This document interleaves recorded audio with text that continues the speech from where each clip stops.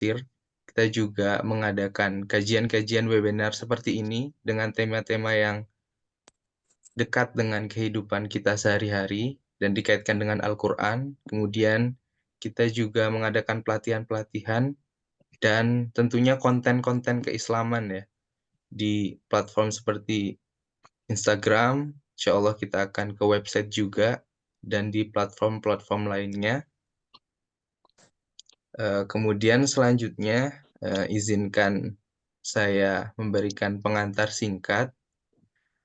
Mohon izin Bapak narasumber Dr. Aan Rukmana dan Dr. Zainal. Mungkin kapasitas saya cuma hanya mengantarkan, nanti narasumber akan mengelaborasi lebih lanjut.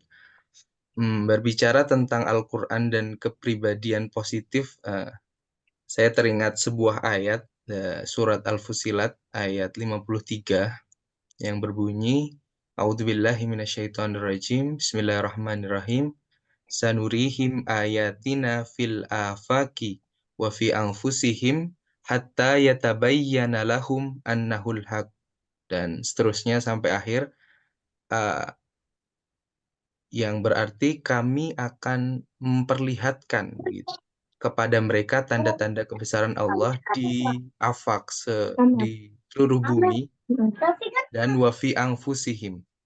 Nah ini saya ingin menggarisbawahi wafi anfusihim, dan pada diri mereka begitu. Saya mentadaburi ayat ini sebagai perintah untuk mengenal lebih jauh diri kita, gitu, kepribadian kita dan jiwa kita, karena terdapat tanda-tanda kebesaran Allah di sana, begitu. Dan ini sangat relevan dengan tema kajian kita saat ini. Yang berikutnya, saya ingin mengutip suatu quotes dari aktor di Inggris, begitu, yang bernama Robert Morley. Dia pernah berkata seperti ini, "To fall in love with yourself is the first secret to happiness." Begitu. Saya kira ini menarik, bahwa dia pernah berkata bahwa mencintai dirimu sendiri adalah rahasia pertama untuk meraih kebahagiaan. Begitu. Artinya tadi untuk kita mengenal diri, satu perintah dari Tuhan selain mengenal alam, dan setelah kita mengenal diri, kita mencintai diri kita. Itulah salah satu kunci meraih kebahagiaan. Nah, semoga di diskusi kali ini kedua narasumber akan menjelaskan lebih jauh tentang bagaimana konsep manusia, daya-dayanya, kepribadiannya, sehingga kita bisa mengenal diri kita, mencintai diri kita, dan mudah meraih kebahagiaan, begitu ya. Dan tentunya salah satu contoh teladan kita adalah Nabi Muhammad SAW sebagai pribadi yang positif, begitu. Setelah kita ketahui lah bagaimana pujian Allah di dalam Al-Quran, kisah-kisahnya, dan di hadis-hadis. Dan terakhir, saya mungkin ingin bercerita tentang salah satu akhlak Rasul yang favorit saya, begitu, untuk menggambarkan beliau sebagai pribadi yang positif dan penuh cinta. Mungkin kawan-kawan juga sudah pernah dengar bahwa suatu ketika Rasulullah sedang bercengkrama dengan para sahabat-sahabatnya, kemudian datanglah seorang tamu mengetuk pintunya, kemudian dibukalah dengan Rasulullah, yang ternyata ada seorang nenek tua sedang membawa mangkuk berisi anggur penuh yang dihadiahkan kepada Rasulullah saat itu.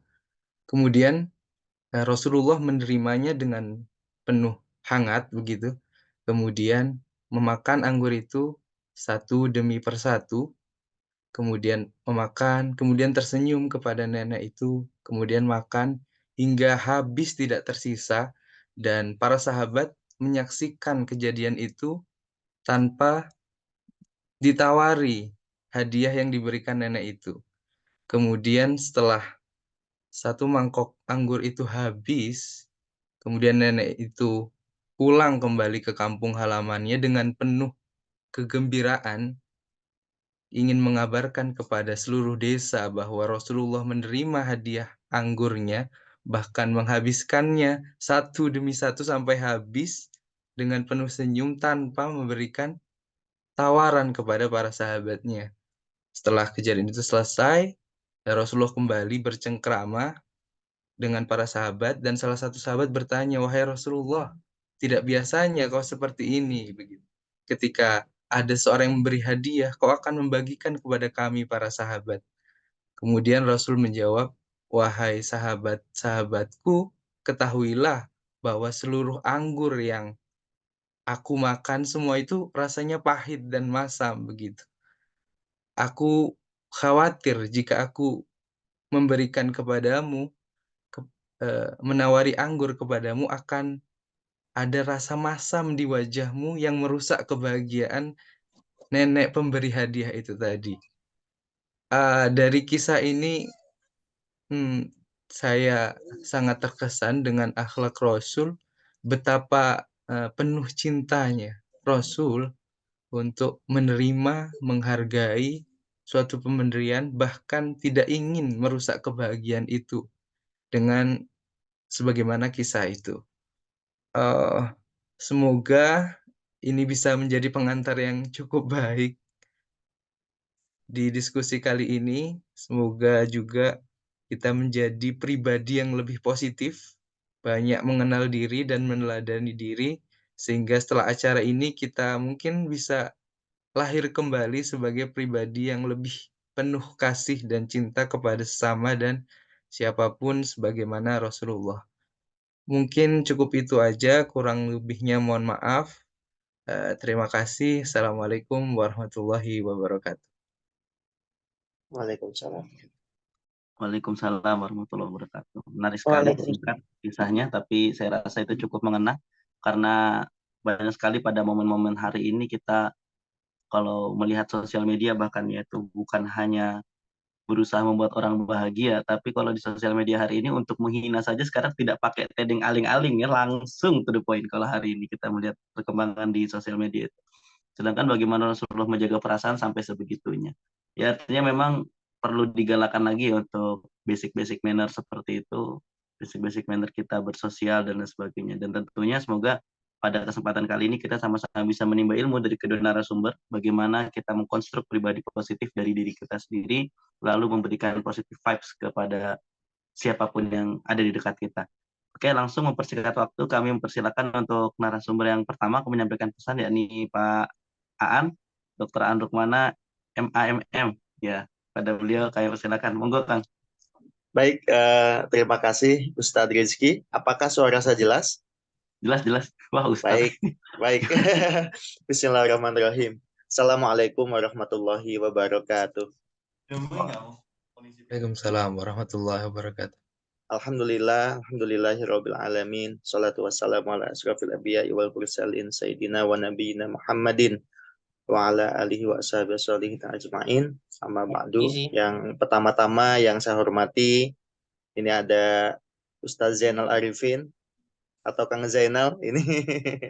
Insya Allah kita bersahabat ya Kang Zainal ya dari PT IKI. Insya Allah. Karena banyak sahabat-sahabat saya juga di PT IKI itu yang ada di sana. Kemudian juga untuk tadi Kang Rizky ya atau Ustadz Rizky yang membuka acara. Kemudian tadi ada Ustadz yang lain ini Ustadz Iskandar, suaranya sangat bagus sekali, Masya Allah.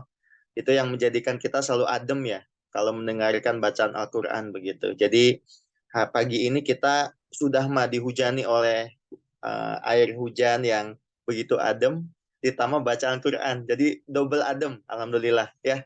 Jadi makasih Kang Ustadz Iskandar. Kemudian juga untuk ini Akhidal Karim, ini masih muda tapi saya yakin beliau ilmunya banyak juga ini. Ustadz Ahmed Zarangi.